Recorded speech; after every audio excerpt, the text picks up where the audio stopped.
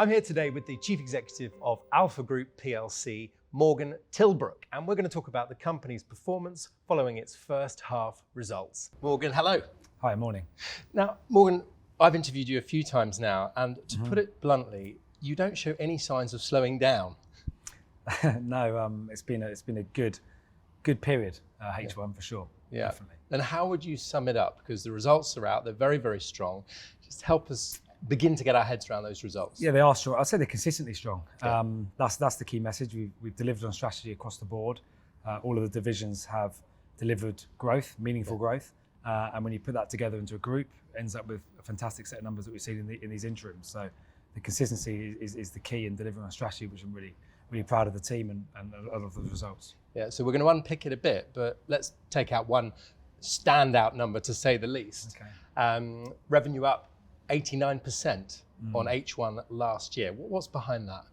Yeah, it's a big number, but there are some factors to consider. So obviously we're comparing this half to 2020 H1. Yeah. 2020 H1 Q2 was when the pandemic really struck, and that caused a bit of a cliff effect in our revenues. So therefore that probably amplified some of our growth this year when you compare it.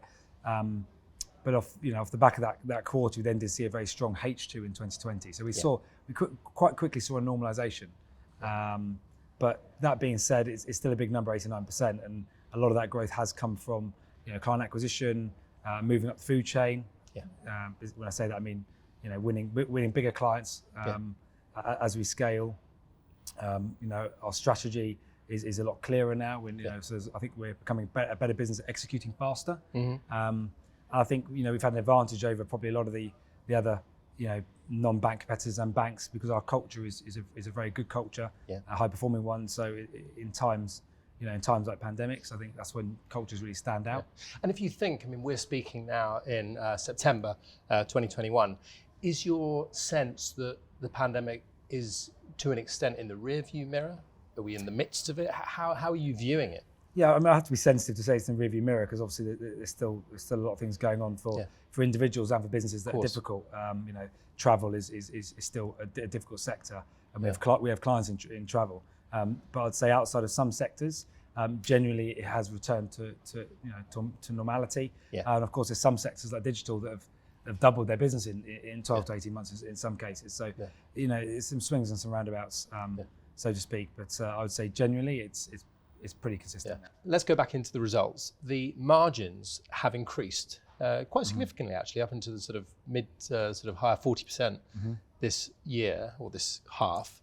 What's behind that? Well, the main driver would be operational gearing, and of course, the divisions now all becoming profitable. But also there are some tailwinds. In H1, we continue to have low T&E spend, travel and entertainment, because of the pandemic, and also the hiring numbers have been a bit slower than we would have liked, especially in the front office.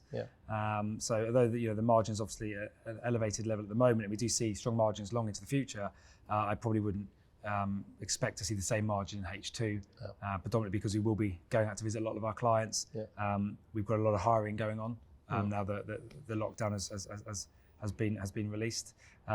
So we expect to see strong margins, but probably not quite as strong as H1. We remain a growth business with big ambitions, and we're innovative. So we've got plenty of ideas we want to invest in, but not just new ideas. We want to invest in the existing businesses. Permanent offices in Canada and Holland, for example. So it's important that we continue to invest so we can remain a growth story long into the future. Well, I want to hear about some of the challenges that come with that growth, especially geographically. But let me take you back. So 4 years ago, you set out the strategy for the company. So how do you think that you've performed against that? And by the way, has it had to evolve off the back of the last 18 months? Yeah, going back 4 years ago, I think it's fair to say our strategy wasn't that well ironed out. We probably had a bit more of an emergent strategy that was led by principles. I think today we definitely have more of a deliberate strategy with the decentralization, two very clear directions set for each. But going back to the original question, how's it evolved? It's evolved very well, but I think it's evolved well because we've been very careful, measured in the bets we've placed, and ensured that where we have made investments, we've had the right people to run those investments. We've leveraged the capabilities that we have in a collective way, in a unique way that gives us a level of differentiation that that means that we can turn a profit quite quickly, like you've seen with the divisions. Yeah. So I'd say really the last 4 years have been about being measured, choosing the right people, choosing the right markets, knowing how we can differentiate, and obviously executing well, and that's been it's been a good journey over the last 4 years. Yeah, it has. And I'm always interested in how founders, CEOs sort of pitch their businesses, because the way you describe the group must have evolved quite a lot over those years as well. So someone collars you these days, says, hey, Morgan, what does Alpha do? How do you put it into words? That's a good question. Well, I think decentralization has helped massively. Yeah. Because now I've just done a roadshow with the investors, and now we talk about the two businesses separately. We used to talk about it as one, and it get quite easily tongue-tied. So that's helped, decentralization. But that's also now led to us looking at a brand refresh. We haven't decided yet, but we probably will look at moving away from the AlphaFX brand to maybe like an Alpha Financial Solutions or something like that. That brand refresh process is starting in Q4 and we'll finish in Q1. So I'm excited about that, and with that will probably come, well not probably, it will come with more clarity on the alternative banking division, because at the moment there isn't a lot of clarity around what we're doing, who we're servicing, and how we're servicing our clients. So that will come with a brand refresh too. And so is this you avoiding my question, Morgan, in terms of how do you sum it up?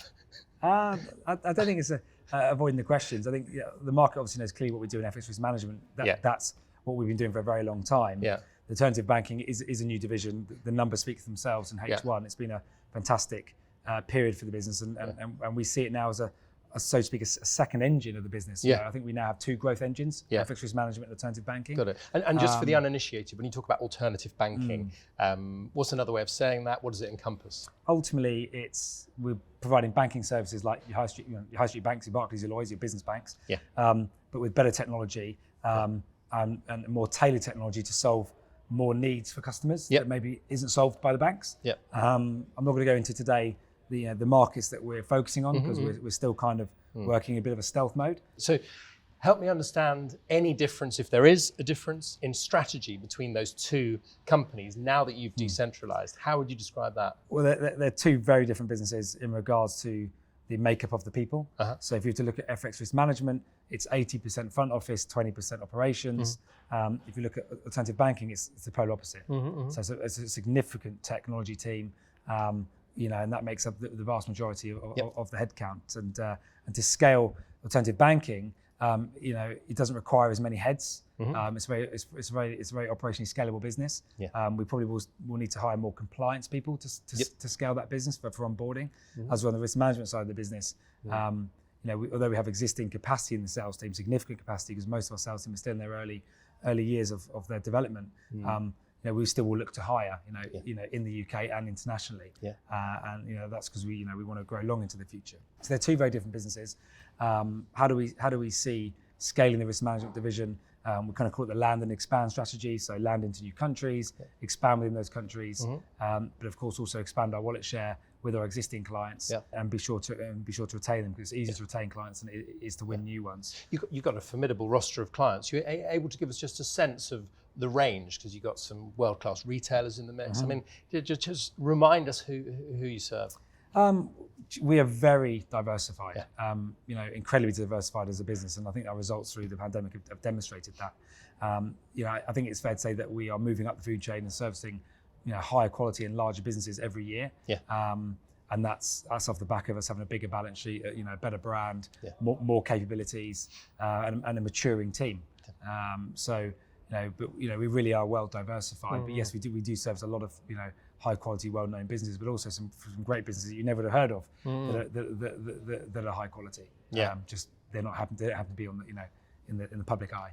So when you talk about technology, about the opportunity to scale, particularly globally, does this mean that Alpha's becoming a fintech? I think we've always been a fintech to a degree, because we have financial technology. But I think it's fair to say in the risk management division, it's a very high touch service, which is enabled by technology. Just say what you mean about that. That's about the human connection. Just high touch. The problems we're solving are complex, and therefore the service that is delivered by the individuals, is very important. To win business and retain business. As well on the technology side of the business, or they've both got technology, but the alternative banking is very technology heavy, very product focused, lots of innovation, lots of customer research, and that's more akin to a fintech business for sure. But there's also some stark differences between a typical fintech and alpha.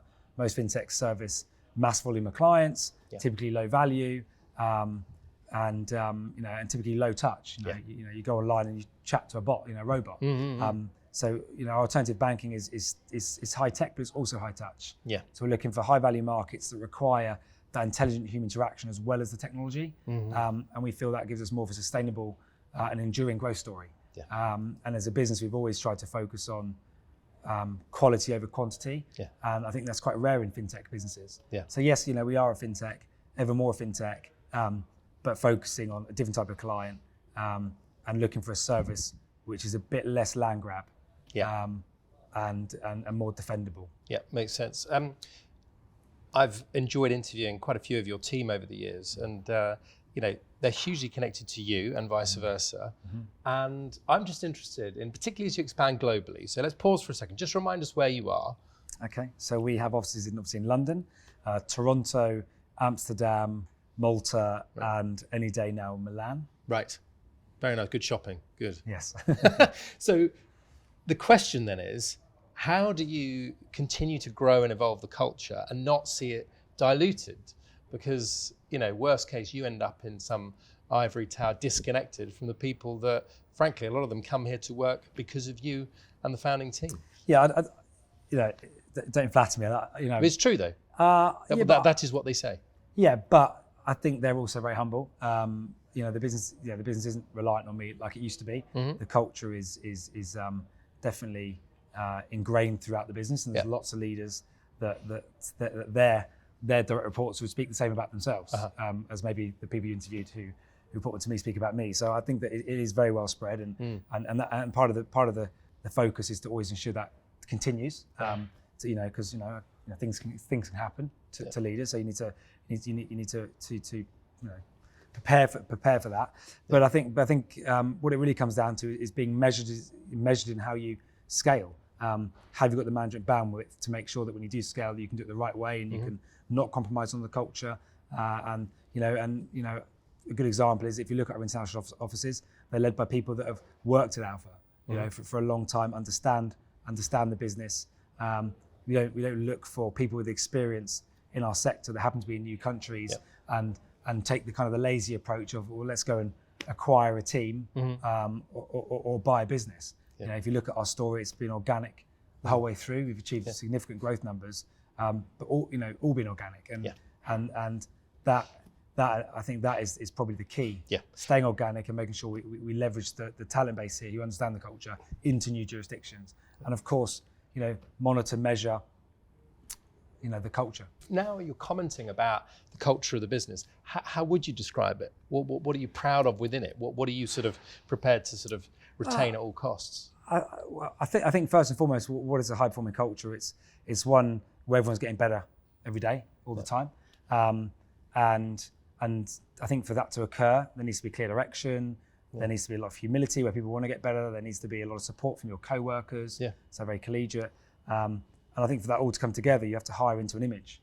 And the right type of people that come together can make that environment very powerful. And it comes with its difficulties. We are a business whereby people either come here for a very short period of time or a very long period of time. There isn't really much in between. It's kind of a few days or a decade, and that's good. And that means we're unique. I think if your culture does appeal to everybody, I would say you're ordinary by default. So there is an element of needing to be different to apply to a set of people that want to come together and work on a common goal. But the key is how do we protect that and further that and grow that, and we're investing in that significantly. For the first time, we've got some external coaches that have come in who work with teams like the All Blacks and Mercedes F1 that have been really influential in helping us understand how we can go to the next level. It's genuinely inspiring to hear you actually walking the walk on this, because you hear so much just talk about it, but you're putting it into practice. Trying. What does it mean for the talent that you now need to take on? You're still going to need to be recruiting the best. What's your approach to that? I don't think we ever recruit the best. What does the best even mean? I think I think we try to find people with the right mindset. I think mindset is far more important than skill. Because it's soon, with the right mindset, you can pound your growth and you soon overtake people with skill. So I think we often hire people from weird and wonderful places that are definitely wouldn't be considered the best. And also it's good to take people on journeys where they haven't achieved too much and they can achieve a lot with you on a journey, because it creates a lot of loyalty. It's fun to watch and be part of. But I think the key is how do we continue to find people that like this business, want to be part of it, want to commit to it, and help us achieve the ambitions that we have. Morgan, we talked a lot about talent, about people. The role I wanted to talk a bit about was about your role. Okay. How do you see it today? How has it evolved, and how do you see it continuing to change? It's definitely evolved and changed over the years, probably more so in the last 18 months, I would say, than any other time. I think it's because the business has got more scale, but I think also it's got a lot more clarity around direction, the decentralization, two divisions, two leadership teams that lead those divisions, has enabled me to have more time to focus on where we're going next. Doesn't mean I'm not tuned into the business. I am very much, but it's given me the bandwidth and to think about how we're going to deploy capital and where we want to make new investments. Well, also of course we've got huge amounts of growth in our existing ones. So I don't want people to think that we don't have significant runway and growth potential in the current divisions, but we are a high growth innovative business, and we want to with sizable cash pile now. So we want to be ahead of the curve about thinking where we're going to place those bets. And I think for me it's more about focusing on 2023, 2024, 25. Not really 2022, or not even really 2023. To be honest, really it's 24 onwards that I'm more focused on. And I think the business has changed. A lot more research. We've probably done more research on our clients in 2021 than we have in all the previous years combined. So I think we've got better MI, more research, got fantastic MI there. Management information. Yeah. Fantastic leadership team, great governance. I actually enjoy our risk committees. I think they're incredibly insightful and really connects me to the business in a meaningful way on a regular basis. Yeah. It's not a line I hear from all chief execs, I've got to tell you. No, I actually really do enjoy the risk committee. Yeah. It's a quality, well prepared, executed, meeting. How about a bit about the 12 months that's to come? I mean, we've had quite an extraordinary 18 months. What are you most excited about? What's getting you fired up at the moment? Well, I think continuing our H1 is important. I do feel that we're well placed to do that. All divisions generating meaningful growth and profit, which is fantastic. Milan is launching soon, so I'm excited about going out there and doing some shopping, like you alluded to. So excited to launch Milan. We're also going to, for the first time, going to be applying quite a significant budget towards branding and marketing for the alternative banking space. So watch this space around October time. Excellent. That'll give a lot more clear direction in the markets that we're focusing on and the service we're offering. Because of course, originally, Alpha FX, you're much more than FX these days. Yeah, so good point. So we go back to the original point, we are going to be also doing a kind of a soft rebrand or a brand refresh. Yeah. That's going to be happening over the next 12 months. And I'm also looking forward to getting out and seeing the team. I haven't been to Canadian office now for over 18 months. Haven't even been to Holland. So it'd be good to go and see the team. And probably get my boots on the ground for where the next location is going to be as well. So related question. I hope you won't mind me noticing, you have been seen at the wheel of a very fast racing car from time to time. I mean, it's quite an obvious question, but is there any comparison at all between the racing circuit and leading a high growth business? There is a bit actually. Yeah, there is some. I wasn't expecting that question. I know. What comparison? I would say getting a team to work together is vital. There's a lot of moving parts in motorsport that can go wrong. The weather can change, cars can break down, drivers make mistakes, you break regulations, you get drive-through penalties. There's a lot to manage. So there's a lot of, and that requires a team that communicating well with each other, planning, choosing a good team. So there are a lot, and also I think it's taught me a lot about performing under pressure. Starting on the grid in a McLaren GT3 in a race, puts you really out of your comfort zone. And since doing that, actually, there's very few things that make me nervous. So I think it's done well. It's done wonders for me managing my emotions and anxiety. So there's some transferable benefit also. Yeah, no, that's fascinating. So I get a clear sense of what gets you out of bed on a Saturday morning into the driving seat. Yeah. These days, what gets you out of bed on a Monday morning? Get back into HQ. I think the position of power that we are in. We have a great team, lots of management bandwidth, significant, cash, high margins, high quality clients. We're just in a fantastic position. I think it's wanting to make the most of that opportunity, and that's probably what gets me out of the bed. That I feel it's this too good an opportunity not to make sure we get the most out of it. And that's not just about me. I think the team feel that too. Yeah.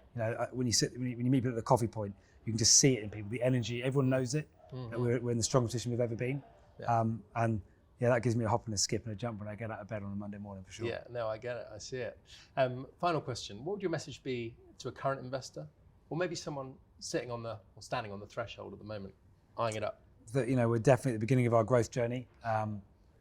We as a business have never been more excited about the opportunities that are in front of us.